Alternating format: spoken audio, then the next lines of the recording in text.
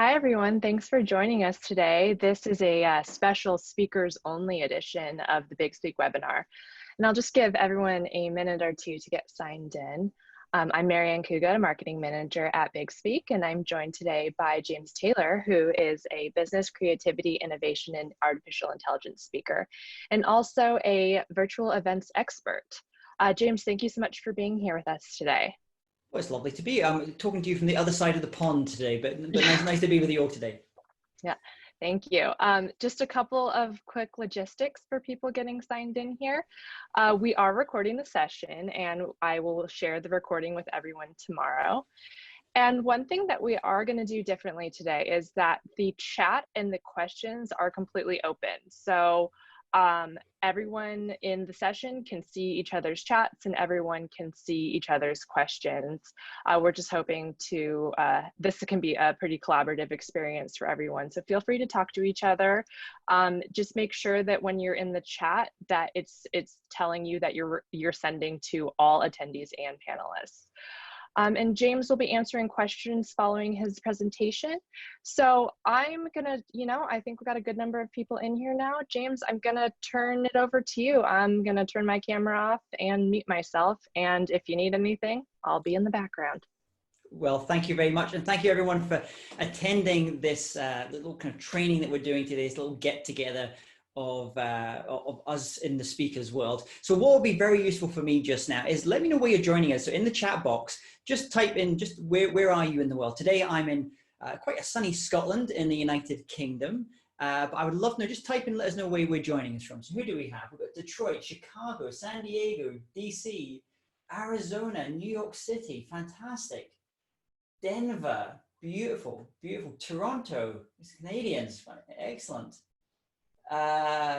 Brooklyn, fantastic. Well, thanks so much wherever you're coming from in the world. Thank you so much for taking a little bit of time out of your day today to kind of talk about this this transition. I know the word pivot gets a little bit overused just now, but we are going through this pivot just now as speakers. Now, over the past, I would say the past 30 days, I've been talking and working with about 40 different bureaus. So really what I wanted to try and do today is I wanted to distill everything that I've been doing, working with clients and lots of bureaus all around the world, to kind of share with you a number of kind of high level things and also some very tactical items as well. So what I'm going to do just now, let me just quickly share my screen.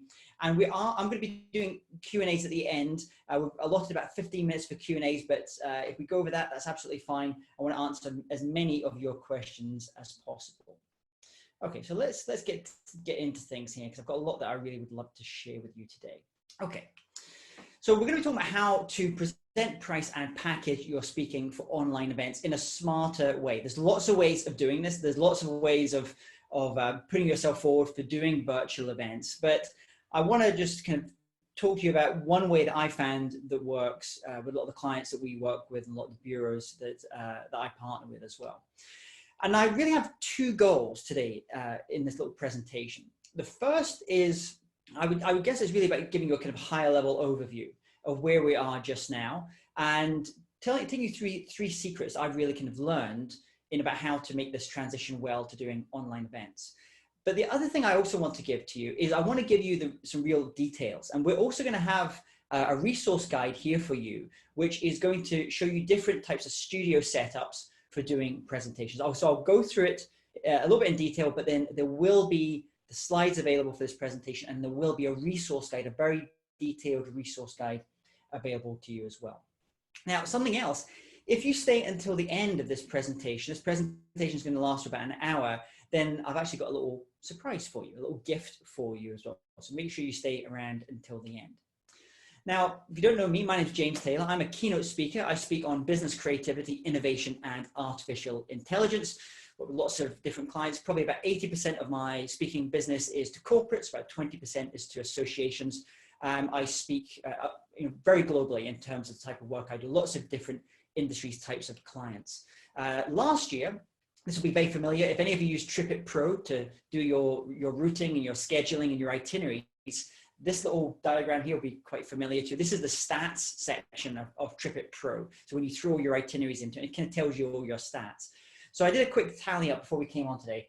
And last year in 2019, I actually did about 60 keynotes in 26 countries, and that was about 250,000 air miles. So I was working everywhere from in the US and Canada, my own home country of the UK. I work a lot in the Middle East, the UAE, Saudi Arabia, Jordan, Lebanon, a lot in Singapore. But like all of us just now, my new version of this, my stats for this year so far, is 5 countries so far. That was really just in January and February. I haven't really spoken anywhere since middle of March, I think it was, and about 20,000. So we're all experiencing it. We're all kind of stuck at home just now, not able to get out on the road, not able to kind of do what many of us love to do, which is get up there on stages. So not all is lost though. And I really want to give you a sense of optimism here as well. I was talking yesterday with clients, actually with a bureau in Hong Kong. And obviously in Hong Kong, they're a little bit further ahead than we are in the West in terms of what's happened in China and in Asia with the speakers. Now, most of their clients said in terms of large corporates, large banks, financial institutions, they have no plans on running kind of the big type of events this year that will require to bring in external keynote style speakers. However, they are all planning events in the next 3 to 6 months, virtual events, conferences, meetings, webinar series, where they are going to be bringing external speakers. So we're just seeing this transition. And even when we go back, maybe next year, we start seeing those live gigs happen again, I think it's going to be much more of a hybrid model. Now, in addition to my day job, I guess, as a keynote speaker, I also coach a lot of speakers through something called Speakers U, and I'll talk about it a little bit later. So let's talk about online events. What do we actually mean? This term virtual events, online events, it gets thrown around in lots of different ways. When I think about online events, I really talk about 8 types of online events. And let's kind of go through them just now. So you have your hybrid events. That's, I think, what you're going to start to see a lot next year. Events where you're going to be giving a speech live in person. And they're also going to be, some of the attendees are going to be watching virtually, and some will be in there in person. You may even be giving your presentation still virtually to a room of people that are going to be in a room. Then we have the 100% online conferences or online summits. We have the virtual trade shows, we have virtual meetings, like sales meetings, we have company meetings, those big quarterly annual kind of kickoff style meetings. We have continuing education, kind of online learning, webinars or webinar series, and then we have product launches. For the case of this, in the case of this particular presentation, I'm really just going to focus on a few of these, and these are just the ones that I'm seeing that are actually booking speakers. So I'm not going to cover virtual trade shows because they don't really book us. So I'm going to be looking at hybrid events, online conferences, company meetings, webinars, and I'll touch a little bit on the continuing education side as well. Now, I've been doing online events since 2010. Obviously, I'm based here in the UK, but I used to live in California, in Northern California, and used to do a lot in terms of online education and online training space.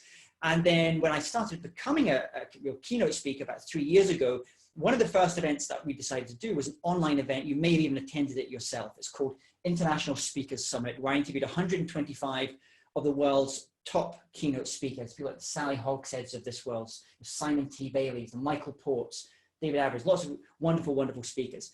Now, what's been interesting is over the past 3 months, I've actually been doing a number of calls with many of these top speakers.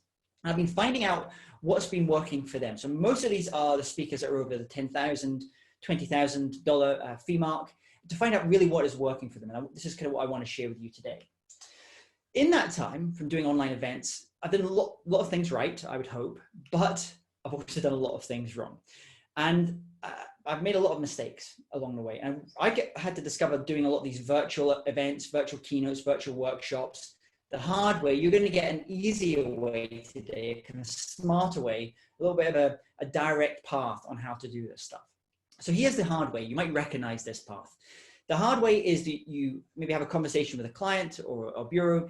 The client is experiencing paralysis by analysis because they don't want to make a decision because they're still thinking about all the technology side, the format, what the format's going to be. Then when you finally get them to commit, you struggle with talking to them about the pricing and the packaging piece and how that kind of works virtually. And then finally, after you do figure out, you spend a lot of time and a lot of money, and some of those gigs have been going to other speakers. So let's cut through all of that. let's get to a more direct path. And so I really want to share with you these 3 key secrets today in this presentation on how to really price and package and promote yourself for these virtual events, because there's lots of them really starting to happen now. The first secret is what I call same, but different. I'll explain what that is in a minute. The second one is don't sweat the tech. Don't sweat the technology. And then the third one is about how you de-risk it for your clients, which is really about pricing and packaging of your programs. And I'm going to really kind of talk to you here as if you are primarily a keynote or you're going up there giving speeches. There's a different type of presentation I would do if I was talking to you, if you were doing more kind of back of the room type sales. I think most of you are in the business of getting paid a check when you go up there and speak. That's the business I'm really talking about here. So let's talk about secret number 1 that I discovered. Same, but different. One of my clients is McDonald's. And I was recently brought over to Thailand to talk to their top franchise owners, the top suppliers of their products, and their kind of key decision makers within the organization there. And in Thailand, they have this expression. They talk to the foreigners and they have this expression with the foreigners, which is same, but different. Same, but different, which kind of means it's kind of the same, but it's kind of different as well. And when it comes to online events or virtual events, it's like this. It's same, but different from doing your regular in-person keynotes or presentations, your speeches. But there are some subtle differences as well. So let me give you an example. When I talk about doing virtual events and when I work with speakers, if they're doing their own virtual conferences, virtual summits, we talk about these 5 stages. And we have the ideation stage, the build stage, the launch stage, the learn stage, and the evergreen stage. Now, if you're working with an event planner or a conference organizer, they're kind of going through many of these stages for their virtual events. They may not go through the evergreen stage necessarily. It depends on what kind of event. You'll see that more if you're working with associations. So this first stage, the ideation stage, if you have a look at the questions, if you're doing a discovery call or that kind of sales call with that prospective client, or the bureau is doing that on your behalf, many of the questions are exactly the same, whether it's offline or online. Why are you doing the event? What are the objectives? What is the event theme? What is the hook? Who are the stakeholders? Is this event primarily for C-suite? Is it for middle management? Is it for new employees or a mix? Who are the attendees? Who's the bureau partner you're working with? Who are the other speakers? Who are you speaking just before or just after, for example? When's it going to happen? When is the promotion period? Actually, this is an interesting one, because what you will find with virtual events is they book much later than in-person events because they don't need such a long promotion period. So if you've ever worked in the Middle East, for example, if you do a lot of speaking in the Middle East, like Dubai or Riyadh or Muscat in Oman, you'll know that many events in the Middle East, they book really late. It's not unusual that you'll get a call and the event's in 2 weeks' time. It's the nature of speeches in that part of the world. And that's quite different from a lot of events if you're doing in North America or if you're doing in Europe. They tend to book much further ahead. If it's an association, basically it's about 8 to 10 months before their event is when they're starting to think about the speakers. But when it comes to virtual events, they're much later. So what you might find is just now your diary's not looking that full. But one of the reasons that could also be is that people are just starting to pick themselves up off the mat now, realize that they can't do an in-person event, they're going to have to do it virtually, and now starting to think of the speaker. So now is the time to strike with this. Also, asking the client what is the format that you're going to look to do is very important. So is it going to be a hybrid event? Is it going to be an online, 100% online conference? Is it going to be a webinar or a masterclass series? That will determine lots of things. It might determine your fee. It's going to determine the nature of the type of engagement you're going to do with them.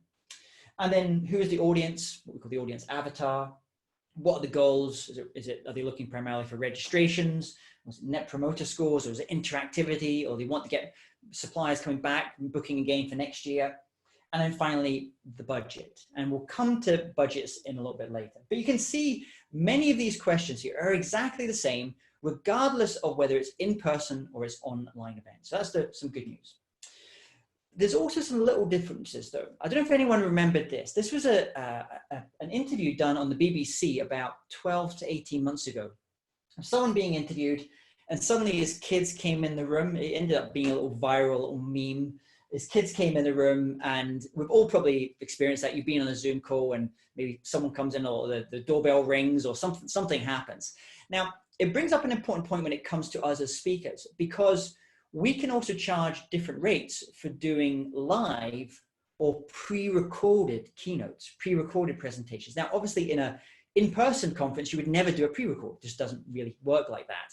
But when you're doing virtual events, you can pre-record. Now, why would you do a pre-record? A number of reasons. One is if it's a very high-end event and they want to absolutely ensure that nothing goes wrong technology-wise, then they might actually ask you to pre-record the presentation in addition to doing it live. So they've got a fallback. Secondly, if the client says to you, for example, we can't pay your usual fee, but we'd still love you to do this event, you can actually get into a discussion with them sometimes as, well, does it need to be live? Or can I do this as a pre-record? Could I do it as a pre-recorded presentation and then do the Q&A part live, for example? Now, if you think about this then allows you to stack a lot more dates in your diary. So for example, yesterday, I was doing I did 2 presentations yesterday. One was live, but the other one was pre-recorded for a client, and that is going to go out in about 2 weeks' time as part of their online conference as well. So this gives you a little bit more flexibility. So it's something to think about. You don't have to mention it all the time, but if a client is really pushing the fee, you might decide, actually, what about if we did a pre-record of this? You can have the recording, you can put it out as live. If any of you done TV shows before, you know, sometimes you'll go and do the Christmas show and you'll film it in September and it will go out as live. You can do the same things for presentations. The second secret is don't sweat the tech. It's so much easier today to do all of this stuff, to do these virtual presentations. There's 3 types of studio setups that I see professional speakers do. Now, if you're just someone who just maybe speaks once or twice a year, or you're a CEO of a company and you're not a professional speaker, this doesn't really apply. But if you're in the business of making your living through speaking, or large proportion of your income through speaking, then you are going to have to upgrade your studio, get a nice studio. Now, I want to give credit to a speaker, David Avrin, who is a speaker based in Colorado, and him and I, we've often kind of done work together. We've talked about virtual setup. I have a setup here is about $30,000 worth of equipment in this studio, but there's really 3 setups you might want to look depending on the kind of speaker that you are. So let's talk about the very basic setup that you would want. We call this, it's called the office setup. So here's a couple of examples. This is the one where you're just sitting in front of your computer. You maybe have a light ring or some type of light there. You have an external microphone, external camera. You have some basic, simple backdrop behind you. It might be your bookcase, might be a simple gray background like the one I've got, for example. It may be, in the case of recently interviewing Jack Canfield, who's based in Santa Barbara. We're a big speaker, and he has a studio. He has his guitars and his library behind him. So that's the basic setup. And frankly, all you need to do that, and that's probably what most of you are doing just now, computer, Zoom, like we're using just now, if you're using that, a webcam, a beauty light, which is a light that I've just got off here. I think maybe I could just bring this into shot. You might be able to see this. It's called a beauty light or a beauty ring. It allows me to change the color temperature and change the intensity. A makeup, strangely, if you don't use makeup already, if you don't use makeup when you go on stages, then you probably want to start thinking about using makeup if you're going on screen, because you're going to have more lights if you're not using natural light, and you don't really want to look sweaty. You don't want to have that kind of look. Good external microphone. I'm using one here that's just sitting off camera here just now. Earbuds. So I have earbuds here. I also have another kind of second, and I actually have a battery pack here, which means I can walk around. I'm not connected to anything. And then a very simple backdrop. That's it. You could do all that probably for less than $500, and you can have your setup. But because we're professional speakers, we want to go one step further. So the next step after that is what we call the boardroom setup. This is probably similar to what I've got here just now. It allows me as a speaker to be able to stand, because speakers, we like to use our bodies, we like to use movement. You can use our fingers, our hands, much more movement. It's not quite blocking like a stage, but it's a little bit better. Also, from a trust perspective with the audience, you will always build much more trust if people can see your hands, see above the kind of belly button there. It's called the truth plane. So if you look at examples here, I've got obviously the picture of David here again, his setup. Ron Kaufman, who's a friend of mine who's based in Singapore, and I advised him on his studio setup. He does loads of virtual gigs now. And then this is actually a shot from a TV channel where the presenter, she just has a big TV behind her. Now, what this allows you to do is do kind of what I'm doing just now, where I can show my slides here, or I can show them full screen if you want to be able to do that as well. Now, to do this setup, actually, this is a screenshot of where I am just now. You basically would have computer and Zoom, again, if you use Zoom, but you would have two cameras. You'd have a primary camera, and then you would have maybe a secondary webcam. Now, why would you do that? Well, it makes it much more interesting if you want to go between different shots. Let's say if you want a close-up, so when you're getting to that point in your speech where you're really delivering a very key point, and it's like you really want to hold that line, and you look to camera, you look to a certain camera. In the same way, if you're doing a stage event where you will know, or if you're working with 3 cameras, you will know what your close-up camera, what your main establishing shot is, which means that when you go to land that big line, that kind of key thing, this is the one thing you want the audience to remember, you can look straight into that camera or just off of that camera and land that line. That's why you might want to use a second camera, and it makes it more interesting for the audience. Widescreen TV, this is kind of relatively wide. Beauty light ring again, makeup. I use what's called a 3-point lighting kit, so there's actually lights flowing above me here just now. Another microphone. I actually have another lavalier mic, because sometimes I prefer to have a lavalier, like a lapel mic, and I use a system called Rode Go setup, which are very affordable. Broadcast in-ears, so that's a little bit, I've got my other sets here, so then you can see this. These are more like the broadcast in-ear setups that you might have. And then I'll have backup internet connection. So I'm using one connection just now, but I have a backup, so if this one fails or it goes out for a few seconds, then it will switch to the other one. And then something else, if you want to go kind of fancy on this, you can get things like these. These are mini switches. So if you've ever gone and give a speech, and at the back of the room, you're looking at the AV team, and you're seeing that there's someone that's moving between the slides or between what's on the big screens, they use a bigger version of this. And this essentially allows me just to be able to off camera go between the different cameras and move and do transitions. And if I want, I can have my name running underneath me or the corporate logo. It just looks a little bit fancier. It's like the kind of thing you would see if you're watching CNN or Fox or the BBC. And then the final setup is what we call the white screen setup. And this is good if you're doing more training. Maybe you have some online courses, other things like that as well. And so behind me, I have a gray screen here, but I can roll that up. I have a green screen and I have a white screen as well. Now, the reason I use white screen is if I'm giving a presentation like I was the other day for a client in Athens, in Greece, I can put the Acropolis behind me, the picture of Athens, and it's a nice thing just to be able to have that connection with the place as well. You can put the company's logos behind you. Now, to do this setup, and I think this is actually a really good one more if you're a trainer speaker.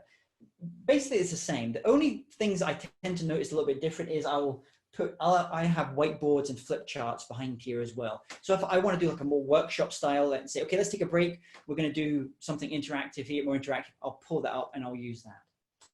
And then I have a chroma key, which is the green screen background. So I can throw anything behind that. Now, the secret number 3 is de-risking it for your clients. So this is the big thing, is many of these clients are just taking their first tentative steps to doing virtual events. So you need to be that guide on the side. You need to move from the stage on the stage to the guide on the side.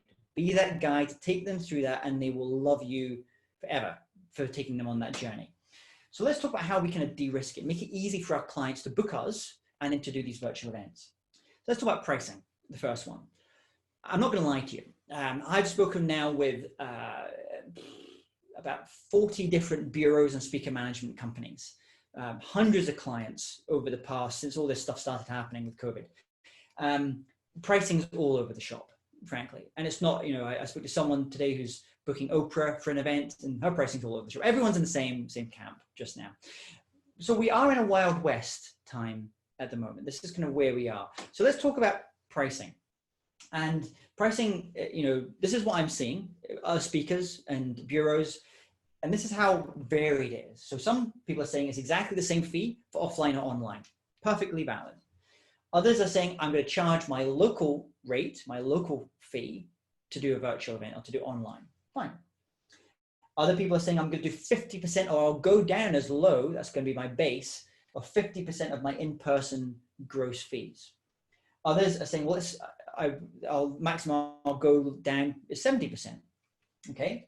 In fact, I'm even seeing actually a number of speakers who really don't like doing virtual events.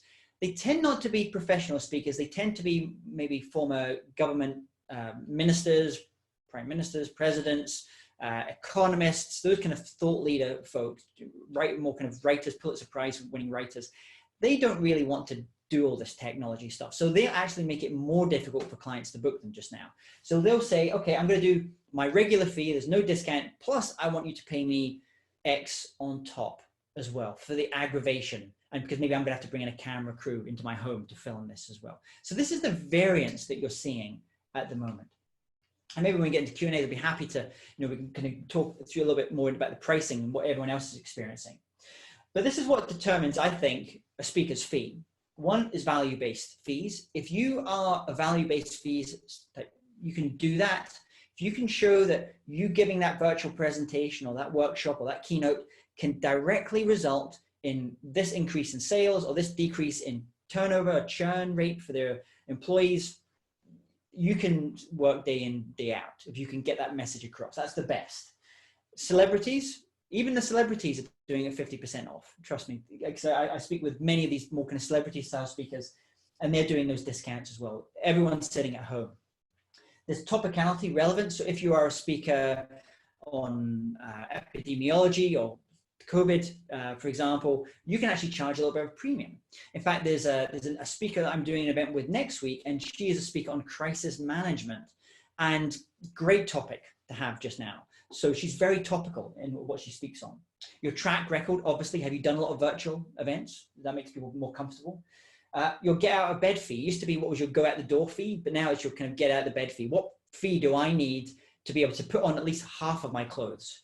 You can keep your jammies on below if that's your thing, but okay, I've got to do my hair, put a bit of makeup, get a camera on, put a jacket or a suit or something on. What's the fee for that? Travel time, obviously there's zero now. Preparation time, it takes the same amount, frankly, to do a virtual as it does to do an in-person. So there's no real saving there. Live or pre-recorded, once again, there's these options that you have, and then finally interactivity. There's some speakers who are brilliant at doing lots of interactivity on their virtual presentations, and they can actually sometimes charge a little bit of a premium for that. So this is what I'm finding clients are actually booking just now.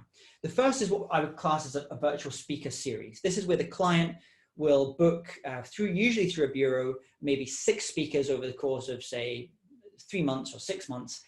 Maybe one of those is like a really well-known speaker, another one is more of a trainer, and then they change it, and it might cover different topics or whatever is important to that particular client. So let me give you some examples. Last Tuesday, I did one for Tata Communications. They own Land Rover, Range Rover. This was their telco side. This was they're based in India, and every week they will hire a new. So that's kind of one of those that kind of style. And the other day I actually did one. Last Monday I did one where it was just lots of different speakers, people from Penguin Books, some of their authors as well.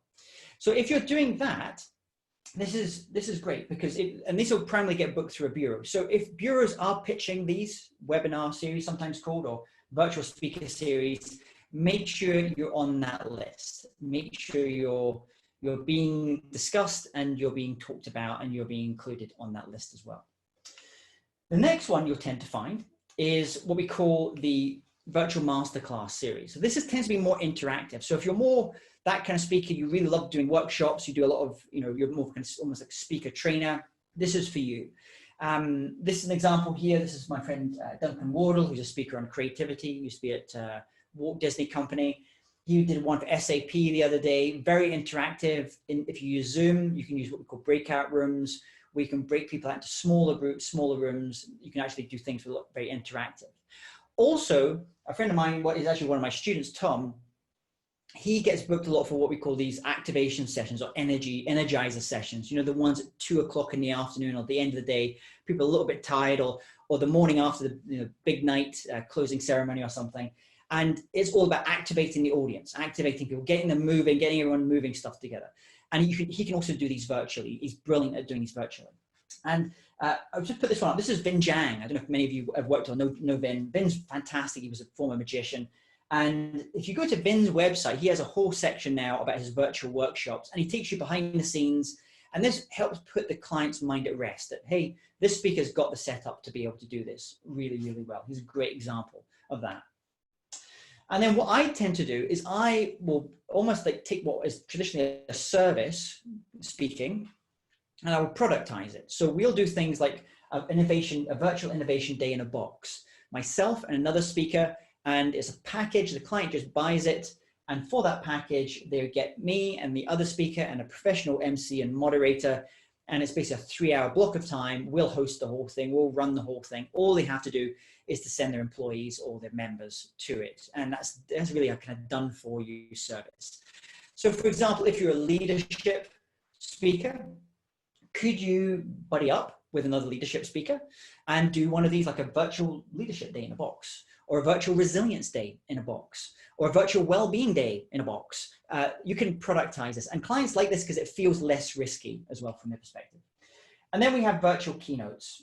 This is kind of what I do a lot. So this is one of my clients, Red Hat, now part of IBM.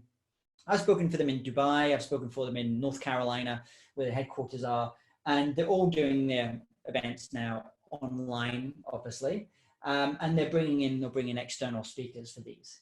So do you have somewhere on your website where you are saying that you do virtual events? If you're a keynote speaker, virtual conferences.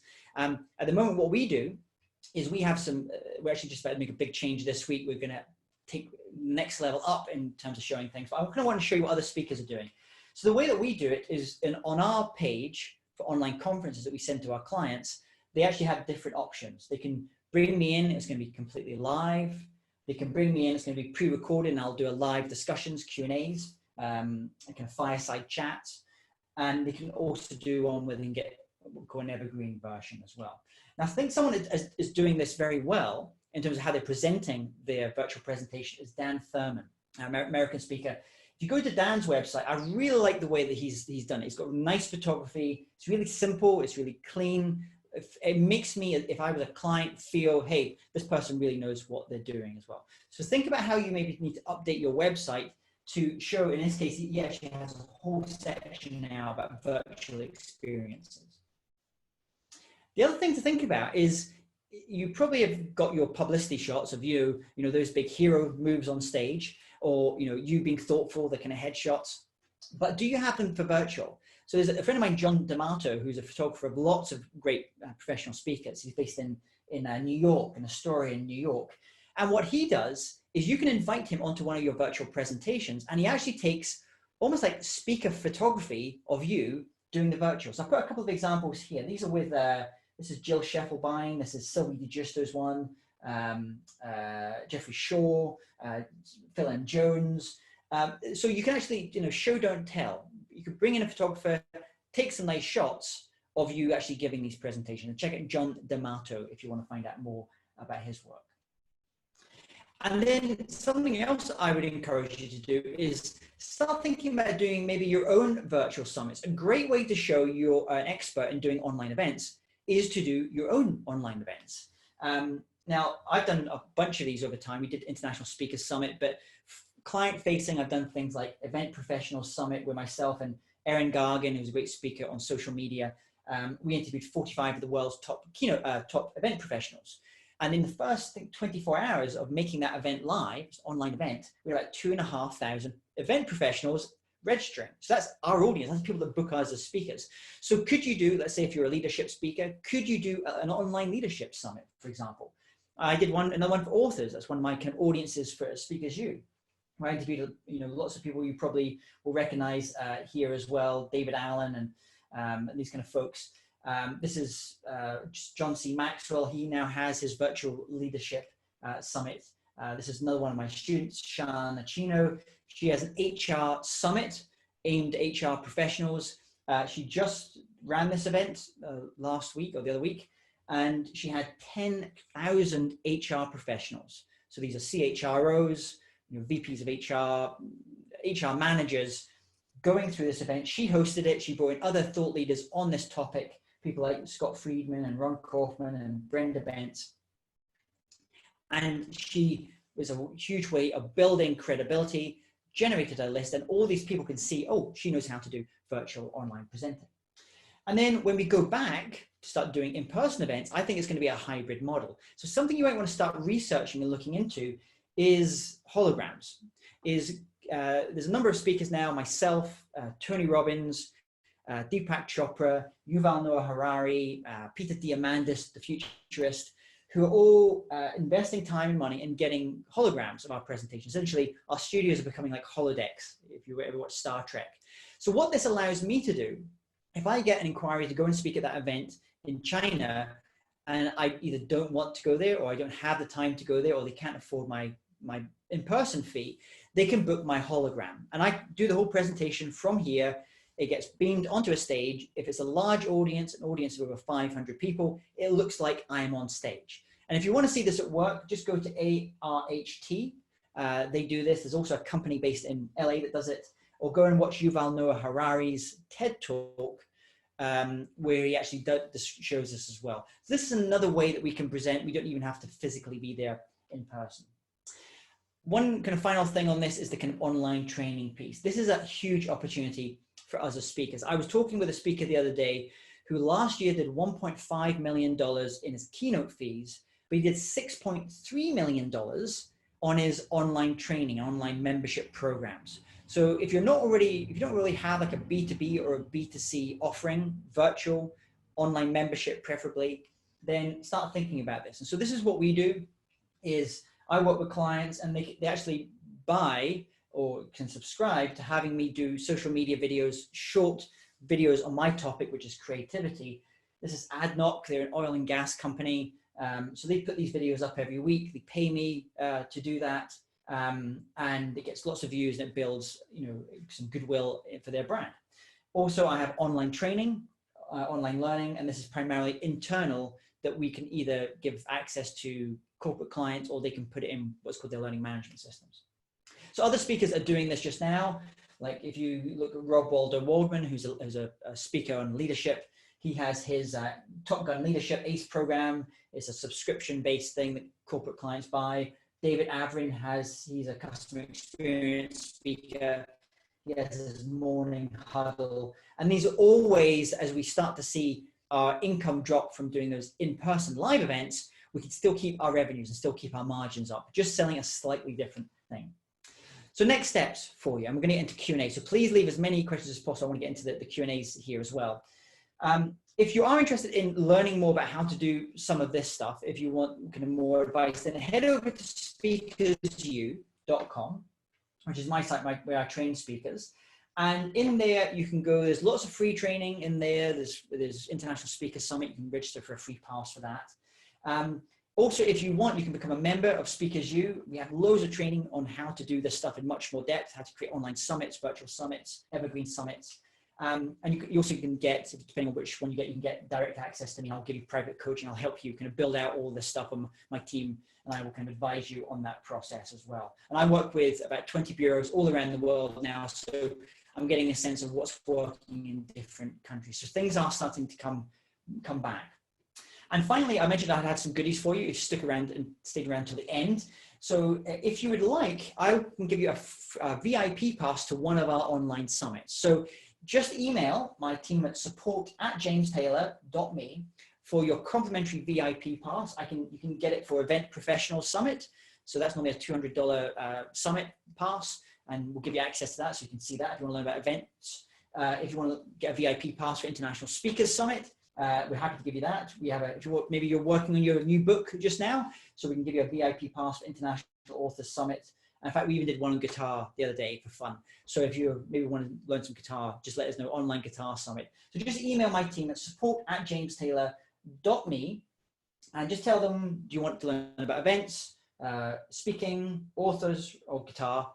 And they'll give you access to one of those online summits. And you can actually just see for yourself what they feel like to go through one of those events.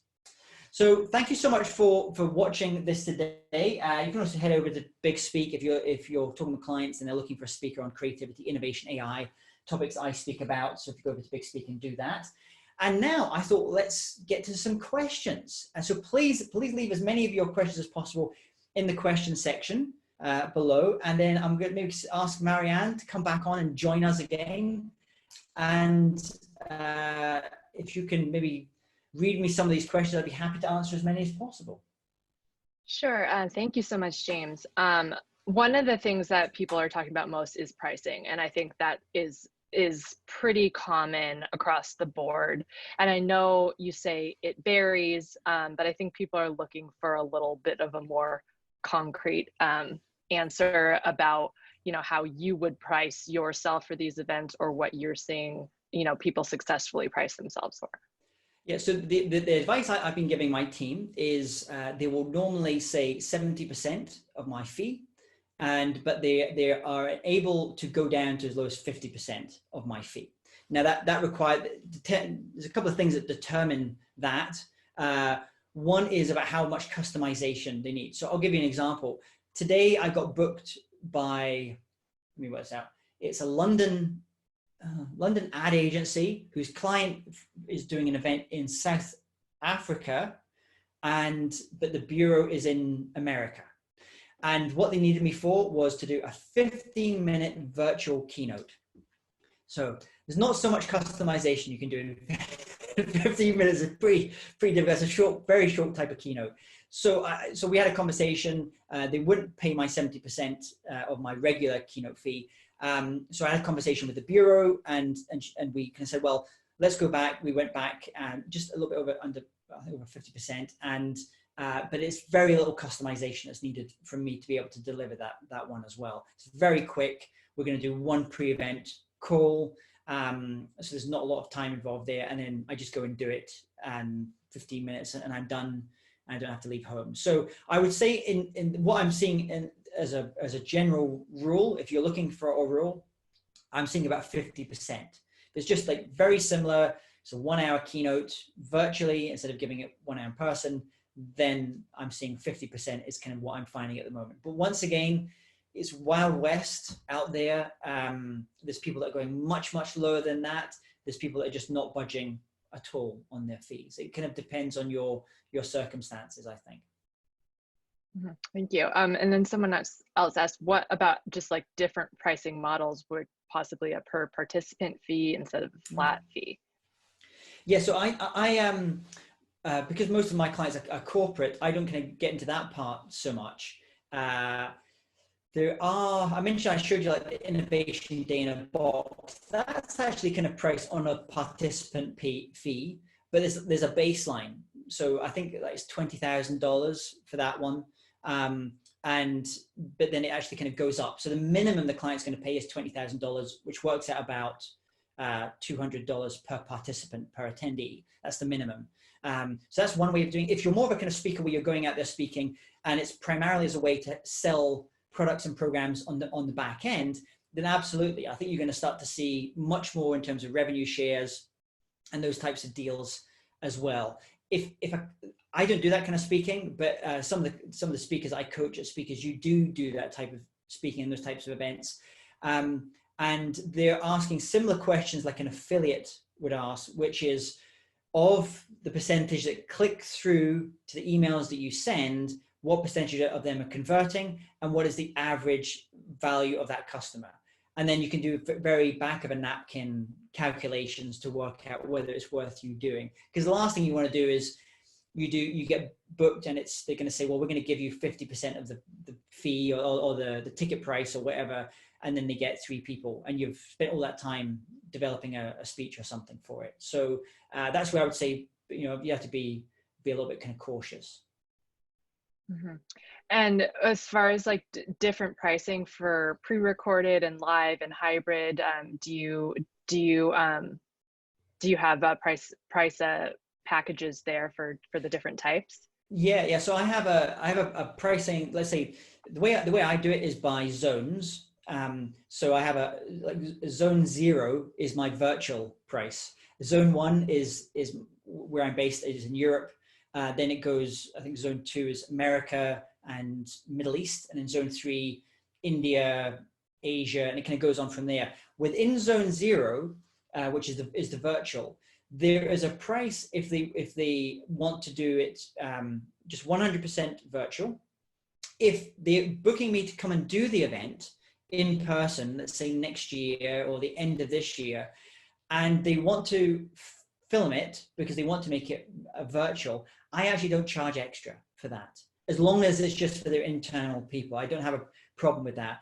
Also, it means that if the event gets cancelled, the in-person event gets cancelled, they still do it virtually, I can still charge that higher price. Now, that's not the way that everyone would do it. I know I was talking to a speaker the other day, and the way that he does it, he has a pricing for the hybrids events. He has a pricing if he does it in person, but if the in-person event gets cancelled, then he has like 60% to still do the same presentation, but to do it virtually. But so these are all the things that you would agree in advance with the client. But once again, I don't find there's any hard and fast rules. I mean, I'll give you a classic example here. I use the term webinars. Now, I tend only to use the terms webinars if it's a free event or people are attending for free, or I'm not charging for it, for example.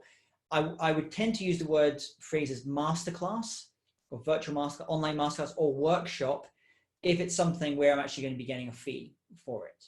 Now, this is something I know IASB, the International Association of Speaker Bureaus, they're trying to get a glossary together of terminology because people are using different terms. I don't know if the National Speakers Association in America are also trying to do something similar, because sometimes we hear these different phrases, masterclasses, online workshops, webinars, and in the mind of many customers, webinars just sounds like I shouldn't be paying for it. And you want to try and get away, which is why I tend to use masterclasses or workshops. Mm-hmm. Okay, I'm going to move on from pricing for a bit. As far as setups go, where in your house are you, or where in your home are you? I know that there are challenges with sounds, and especially since we're all kind of locked down in our homes right now, and you might not be able to get to a soundproof room. What are some suggestions you'd have and ways of soundproofing a room that's maybe not necessarily designed for this? So I'm very lucky. I'm a little bit of an exception because I've been doing virtual events for a long time. We purposely built a log cabin on our property. We live in the countryside and at the start of the Scottish Highlands. So it's beautiful. I look at sheep and cattle and stuff. There's nothing really around us. And we like that solitude. That just works for us personally. But what that has allowed us to do is to build like a German kind of Scandinavian log cabin I'm in just now on the property. And this room that I'm in just now, I have lights flowing above me. I have all the backdrops. I have everything. It's not soundproofed, the room, but I find I don't need to do that for what I'm doing. I've got this mic here, or if I want, I can use a lapel mic. Now, that's an exception. Most people don't have that. Most people don't have a den or a basement that they can use, or a space that's quiet. So if you don't have that, a couple of options. One that I heard a speaker do the other day, which was quite novel. He just found he's not getting any work done. He's got a young family. He's not able to get any work done. He's quite distracted at the moment. So him and his wife actually bought a tiny little apartment just a few steps down the road. They're just renting it like month to month. So he can go and do his stuff there when he has to do his filming. And it's he's got everything set up. And it allows him to escape from the kids for a while. And then his wife can go and do the same thing as well. So they kind of take it turn when she has to do her work. Now, if you can't do that, other options is even if you can just find a little, almost like a little cupboard, like a small, it could be the size of a small bathroom, and just get what we call acoustic tiles. And acoustic tiles are pretty cheap. Just put them on the wall. That will deaden the sound. Most of the time, it's not the sound that's a problem. The biggest problem I tend to find with speakers with home studios is lighting. So just go and buy yourself one of these. This is just a circle ring, and it allows me to control the lights. So just buy one of those. You can even get a chair, just get a chair. You even get these green screens where you can actually just plonk them on the back of the chair, and they almost kind of go around you. So in the camera, it looks like you've got this big expanse of, you've got a beautiful library or something behind you. You've got some little bit of lighting, and one little camera, and you could do that whole thing in like a 2 meter by 2 meter space. So it doesn't have to be be fancy.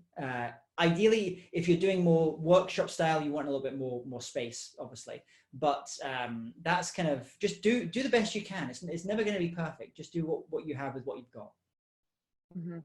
And actually, a very quick fix that I have learned in all of this is I have my Apple, is like going to sound like an Apple commercial, but I have my Apple AirPods Pro with the noise canceling turned on. And 2 weeks ago, there is a wood chipper directly outside my window of my house during the webinar. And I was like, oh my gosh, this is going to be horrible. I was trying to figure out where I could move. And I signed in a little bit early, and I was talking to the speaker, and she was like, what are you talking about? I can't hear anything. So, you know, it's a quick fix if you're looking for that. Like, I mean, you couldn't hear literally a wood chipper. 10 feet outside my window. Yeah, I mean, I've had to do it also. If any of your speakers are watching this just now and you've been on the road, when you sometimes have to give virtual presentations, I've always gone into the bathroom, because the bathroom's always got quite a good sound, and I've like rigged things up, and you kind of like get through. But absolutely, you're right. And I've been looking at these the Apple ones. So if you can't get like a setup like I have, like a wireless setup, they're great. They're really good. And I know what we're also going to do is we're going to have a resource guide. I've actually put together a resource guide with all the different setups that and they include all the Amazon links. So these aren't affiliate, they're just plain Amazon links. So if you want like a camera like I'm on just now, or a light ring, or one of these ATEM things to do fancier kind of switching, or in-ears, then there's going to be a resource guide that we can get to you, and you can kind of check that out and go crazy. Mm-hmm. Yeah. Okay, so let's move on here. What about virtual reels? Like because we have our sizzle reels, our speaker reels for live events. Do you encourage people to make a virtual reel? Yeah, so I've got one in production just now. Actually, it's not quite ready. I was hoping it might be ready for this week. If you want good examples of these virtual reels, have a look. I think I mentioned Dan Thurman. Have a look at Vinjang, Vinhgiang. He's an Australian speaker. He lives in LA now, I believe. And also look at David Avrin, who's a speaker. He has a really nice show reel. I think those are really good examples of virtual show reels. So those are the ones the people I would probably check out just now. Mm-hmm. And there's a comment in here about the sound and internet possibly being an issue. That is completely on my end. I'm sure it's not on your end. Sure. I just got a new router yesterday, and it's been a little funky. So apologies to everyone out there. We're trying to make this as positive experience as possible as we're teaching how to run these virtual events. But it's always going to be a challenge. I mean, I've got two setups here. I've got a hardwired, plus we also have a wireless one, which it'll knock to as well. But I mean, if you think about it, everyone is online at the moment. Mm-hmm. Just now, my time is what time is it just for me? It's probably about it's just after dinner time. So every child that lives around me, every family member are going on Netflix just now. So there's only kind of so much that you can do. You can obviously invest in satellite and things like that as well. But I mean, I think there's lots of variances. And I've actually also found it where sometimes I'll be presenting and my internet's really solid, and the host or the MC is really solid. But there's something in terms of one person in one place is being able to see something absolutely fine. The other person is a 20-second lag, and it's hard. But if you think about it, where we are just now with Zoom, can you imagine what this is going to be like even in a year's time? How much better this is going to be, because everyone's putting resources into this now as well. So I'm actually really excited, because it's never going to go back to the way it was. I think you should put that out of your mind. We're going to go to a different place. And Frank, for me, one of the most exciting things about this is that figure that I showed you earlier. I only do 50 keynotes a year, but I did 250,000 air miles last year. That's not sustainable. So the thing I'm most excited about is I can do 50, 60, 70 keynotes a year and I can do like 100,000 maximum air miles a year. So from an environmental standpoint, I'm actually really excited about these possibilities. Mhm. Yeah, so let's pivot and talk about platforms, because I know we're using Zoom, and I Yep. know that a lot of companies do use Zoom, but I also have had a few people say, they're not allowing Zoom within their company, just with the security and privacy Yeah. concerns. So can you talk a little bit about other platforms? Yeah, so Zoom, obviously, there's been things in the news recently about Zoom bombing and all that kind of thing. They have made a number of improvements. You'll notice on this setting, but you can set it up in terms of different levels of security. So, for example, I have a client who is in the defense space, and they're in Europe, and they have some of their attendees are going to be coming from Japan. Now, normally, what you would do is you would route that data through China. You can actually switch off certain servers. So if you don't want, or your client says, we don't want it to go through China servers, or if I'm working for a Chinese client, they say, we don't want it to go through America, because this is the way the world we're living in just now, you can switch off all that. So it's actually much better. There's more kind of password. In terms of other platforms, I will generally just go with whatever the client wants. So like last week I was on Zoom, I was on Microsoft Teams, which is not my favorite. I don't particularly enjoy it. And we also used WebEx, which I think is actually based in Santa Barbara. So that those are the ones I'm finding the most often. Actually quite like Zoom. I love the feature about the breakout rooms, and I use this all the time. So if I'm giving a 45-minute keynote, what I'll usually do is around 25 minutes in, I will do some type of activity that I might just break them out into, do a breakout room for a very quick activity, for example. I do it a lot when I'm doing more kind of workshop styles. So there's benefits to different systems. And I think it's just a case that as speakers and as bureau as well, we just have to get comfortable with whatever the client is going to be used. And then obviously we have our own preferences. But if it's my preference, I like to use Zoom, with the exception is if something has to be sold or if it's a sales orientated webinar. So if I do a webinar where I'm giving some type of free training, and on that I want to drive people to do something, whether that's to sign up buy a product or a membership, or do a discovery call or something like that, I'll use a tool called Webinar Jam, a platform called Webinar Jam, also based in California. That's used by a lot of online marketers. I think people like Brendan Burchard, if any of you heard people like that, they'll use platforms more like that because they're very sales orientated. So you can do, countdown timers, and you can do, so if a key part of your business as a speaker is selling from the back of the room, you using speaking primarily as a way to get in front of people in order for them to purchase your course or your consulting or your training, check out Webinar Jam, because that's a really good platform for that.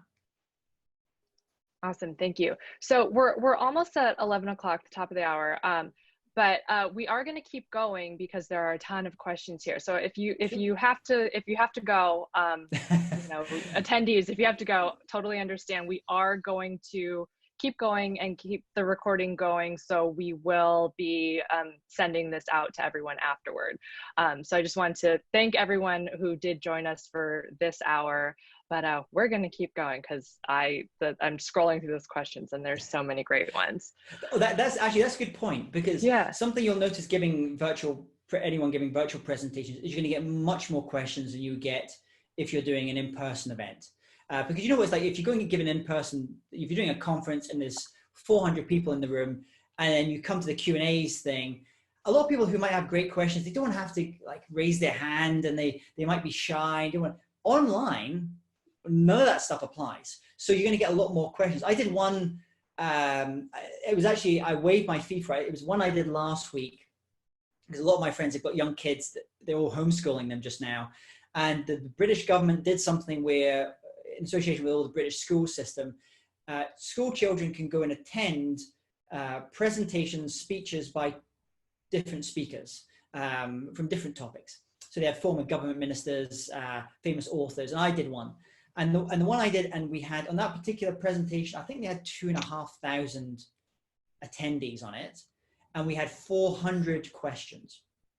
So this is important because you are going to get more questions. So something to think about is some things I'll sometimes do is I will ask obviously just now, because we've got Marianne, who's fantastic, is doing this, but if I don't have someone that's very active like you being able to kind of go through all the questions and figure out what wants to ask, I will ask the organizer or the bureau to be on WhatsApp with me and to be sending me the questions that are coming. So I've got a separate way of just very quickly being able to scroll. So they're able to do that because you're going to get a lot more questions, which is great. I mean, as a speaker, so when it comes to your timing of your presentation, when you talk with your client, you might want to suggest, because they'll normally suggest a 60-minute keynote, 45 minutes, and then 15 minutes Q&A. You might want to say, listen, could we do more of a like maybe 35-minute keynote and 30-minute Q&A, because you will use that time up, especially if your topic is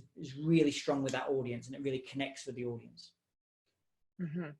Yeah. Okay. So there have been a few questions about recordings and the pre-recorded, either the pre-recorded keynotes or even a recording of your live presentation. Like, for example, we're recording this, and I imagine many different meetings and events that people are going to be recording them. Is there a way to kind of protect, your intellectual property? Yeah, it's hard, isn't it? Because there was always, I mean, you'll always have in your contracts that the client can't use the recordings for any other reasons apart from what's been agreed in advance. And that's obviously standard for certainly most corporates. But when things are being recorded virtually, it's almost like someone can just be sitting there in the audience filming the whole thing and then go and put it up onto YouTube. So there's different ways of doing this. I think one way is you can really be hot on the client, trying to do the things like watermarking you can do. I don't go that way personally. My general preference is I want people to film, share as much as possible. I want them to film the little things. In fact, in my presentations, I'm always doing, in person, I've said, you'll say little things like, oh, this is the slide that you'll probably take a photo of just now and share on social media. I mean, and you can have fun with the audience as well. And I'll often do things, for example, if I'm giving a giveaway at the end, or some kind of free gift or something, that if I want to build a list on the back of it, you say, listen, just get ready, start filming now, because I'm going to show you something, and I'm going to show it in a very short period of time. I want to make sure that you catch it. So you can, for me, I'm actually I that people record. But if I was, let's say, someone who was speaking about finance, and I was speaking to a small gathering, and they were paying a lot of money for me to give, I don't know if Alan Greenspan's still alive, but if it was an Alan Greenspan type person, then that's a hard one.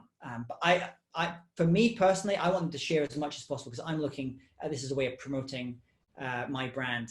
And that was a lesson actually taught to me from doing work in China years ago, where I used to be in the music industry. So I used to manage a lot of rock stars, and I worked with members of the Rolling Stones and a lot of Grammy award-winning artists. And we would always do deals with manufacturers in China, and they would say, okay, we're going to manufacture 100,000 units of this new artist's CD.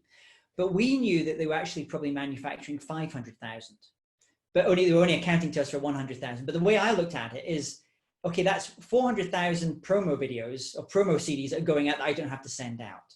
So it's a mindset thing, and it might not work. And I completely understand if people really want to try and lock it down. I just find it very difficult to do that.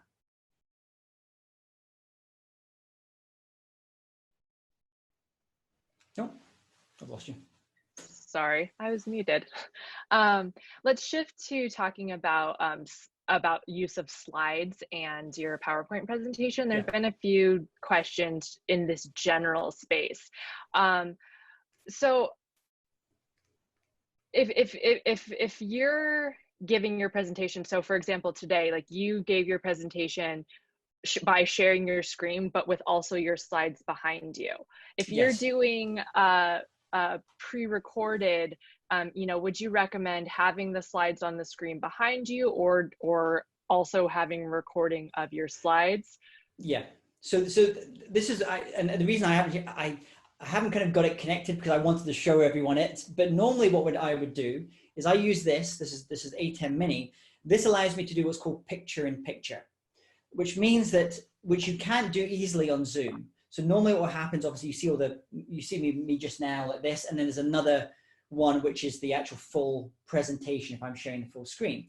But using this, what I can do is I can say, okay, what I'd like you to do is to have me in the full screen, and in the little bottom left, I want you to have the PowerPoint or the slide, or the other way around. I can have it just the full screen is the slide, and in the bottom left is the picture of me or one of the feeds from the cameras. Now that's one of the reasons why you would use something like this, because it allows you to do what's called that picture-in-picture. It keeps that way of doing things. When I'm doing the pre-recorded, like the one I did yesterday, what I did is I didn't do it with a screen or anything. I just did it straight to camera. I think I had two cameras. I spoke straight to the screen as if I'm talking to one person. And then what I did is I went into some editing software, and every so often when I knew that I was mentioning a particular slide, I would place that slide and it would show that slide full screen. And then it would go back to me just talking to camera. That's one way. That's just the way that I found I quite like doing it, because I want it to be me and the viewer as if I'm talking to that one person. This is another thing. And if you want, I know it doesn't relate directly to slides, but it does relate to like we're going from stage skills to Zoom skills now. If you go online and look for a masterclass, and it's on YouTube, it's by Michael Caine, the actor. Michael Caine talks about how to act on a stage versus how to act to a screen. They're completely different things. If you've ever gone and you've watched, sometimes if you've ever gone and watched a TV show and the actor on it has been primarily a big theater actor, it can look a little bit hammy, it can look a bit over, or sometimes you'll go to a theater and I went and saw a play a while back, and it was a very famous TV actor was in this play, and it didn't really grab me because his movements were all very small, which worked great because when you're talking to camera, you're talking here, and you're using your facial movements. When I'm talking on stage, if I'm giving a keynote on stage, I'm using blocking. I'm moving about. I'm using my body in a totally different way. Here, I have this, so I have to use my hands more. I have to use my facial expressions more, which is why might have a second camera, because then you can do direct shots as well. So and I would say this, especially if you feel uncomfortable about doing a lot of stuff to video to camera and you're just getting started, is a little tip for yourself is just give yourself a little challenge for the next 30 days. Take your phone, put it up on a stand or just sit it somewhere, and film you just talking to camera for 5 minutes, giving part of your presentation just to the camera. And do that every day for 30 days. Don't share it. It's just for you. And I want you to watch that back. And I want you to watch how that's different, watching on that screen, your presentation that way, as opposed to when you watch yourself, those videos of you on stage. It's a totally different medium, totally different. So check out Michael Caine's presentation. It's on YouTube. It's a masterclass. It's brilliant. And it will just kind of teach you about using camera. And so, for example, if I'm looking to camera, which I would use, and it's a fun game to be able to do. So when it comes to the slides, that's why you would use something like this, so you can do picture-in-picture. So I can have the full screen as me, and then I can have bottom left-hand corner, bottom right, or top right. I can have the slides, or the other way around. Mm-hmm. Yeah, and actually, just for everyone's knowledge, with Zoom, it records like 7 different videos. So like for this session, it'll record speaker view, gallery view, active speaker view, slide view with gallery view. Like it records everything. So that so all those different options are available for you in the recording, as long as your Zoom account is set up properly. So that is helpful for for editing things together. And I was scrolling and I saw great questions, and now I of course can't find it. While you find it, one I'll just mention is, if any of you have to do presentations and you're having to present to audiences and it's not in your native language, your mother tongue, then you can also, with Zoom, you can do translation. So there's a couple of ways to do this live translation. So I do a lot of presenting to audiences in Latin America. So obviously they're speaking Spanish or they're speaking Portuguese. So I'm doing one tomorrow and on Zoom. And essentially the way it works is this. So you'll have two people dial in and they'll be appointed as the translators. And it's something you just set up in Zoom in advance. And then for the attendee, what they get to do is they get to see me on screen, but they can select the language, and then in the audio will be the translator speaking what I'm saying in that language. So that's how, if you have to do like live translation, then this is how you do it. So if you're having, let's say, if you're giving a presentation to a client in France, so, you know, and most people they're not going to speak English, or English isn't so good, then you can have a French translator, just have them come on and people can select that option. And I'm seeing that a lot of the bigger ones where people can select in the same way that you go to larger conferences and you'll have the packs and turn to channel 1 if you want, you know, Portuguese, turn to channel 2 if it's Spanish. So those are some of the things you can do. The other one you can do if you give a lot of presentations is you can also have an artificial intelligence which is automatically transcribing your presentation, everything that's being said as you say it. Now, the good reason that you would do that is it means that as people can read the translation there and then as you're giving a presentation, but it also means that afterwards, if you want to maybe create a blog post from it or other type of article, then you already have the translation already done. And that's a company called Otter, O-T-T-E-R .ai that does that. It just integrates directly into Zoom. Mm-hmm. Great. Okay, I did find the question. Do you find that there's a different buyer for virtual gigs as opposed to live gigs? Like within the company or just in general, do you think it's different people booking them?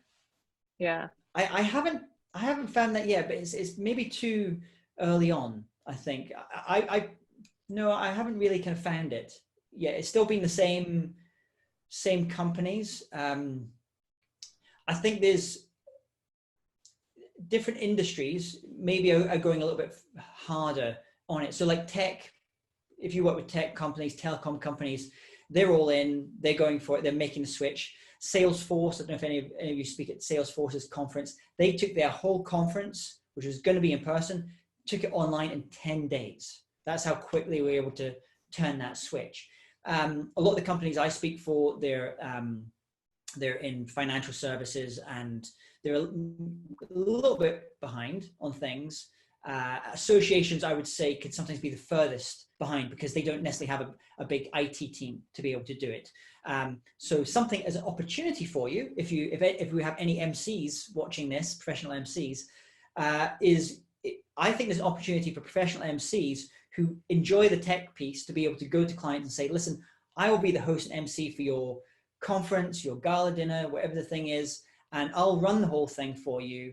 And you just pay me my MC fee, plus you'll pay me a fee to facilitate and do the tech piece as well. So that's another way that if you're an MC, if you want to up your fees a little bit just now, I think there's a real demand for that. Mm-hmm. Going back to slides and PowerPoint, I know that you use slides, but we do have many speakers that don't use slides. Do you have any kind of advice for them as far as their presentations and how to keep it a little more interactive? Yeah, so like I did one 2 days ago where I didn't use any slides for it, and I find that you have to make things a little bit shorter in terms of timing because people are looking at you the whole time. It can be quite a lot. You know, it's quite a lot for the brain to take all that information. I don't know if any of you experienced doing Zoom call after Zoom call over the course of a day. I don't know how you feel. I feel exhausted at the end of a day, and I know there's a science behind why we're so exhausted on Zoom, but it's a lot to take in, and that's why it's quite useful sometimes to have two cameras, and it can just break it up and make it more interesting for the attendee, even if you're not using any slides. So I would say in the general rule is try and make things a little bit shorter than you would normally do if you're doing it in person. And I'd say that definitely is the case if you're not using any slides. In my case, on my regular presentations, I always had slides, and I actually use a lot of video as well. That can be challenging because the same way the internet speed, if you're trying to show video and it's buffering, or there's a problem with people being able to watch it. So in a few cases, when we've done a test and I've had a particularly like big video or something, I've just pulled the video and I've just had not been able to use it. So if you can do a presentation without slides, and if you're really engaging and that's your way, you just love doing that, absolutely nothing wrong with that at all. Mm-hmm. Yeah, we've found challenges with videos as well. And so that's a good case for the pre-recorded presentation, because then you can play the videos through there. Okay, I think we're going to wrap up here. I know there's a few more questions, but I do think that those questions were either answered earlier in the presentation or are going to be in your resource guide. So we are going to stop here. Thank you so much, James. It's been My really pleasure. Thank you for organizing this as well. And please, everyone, it doesn't feel like it just now because we're right in the middle of it, but I was having conversations with a lot of clients who are in Asia, where they had the whole thing happening first with COVID-19. Things are starting to come back. And as I spoke to one bureau yesterday who's based in Amsterdam, and she said to me, at first, all the clients were punch drunk, but they're now picking themselves up off the mat, and they realize they've got this event. They're gonna have to do a virtual event in the next 3 to 6 months. So they're booking speakers, they're starting things. So now's the time, make this transition. So be positive. Absolutely. And if anyone has any further questions, feel free to email me, and I either will get them to James or we'll figure it out. Great. So and this recording will be sent out automatically to everyone who registered tomorrow. So thank you so much, and my pleasure. We will see everyone soon. Take care, everyone. Stay safe, everyone. Take care. Bye-bye.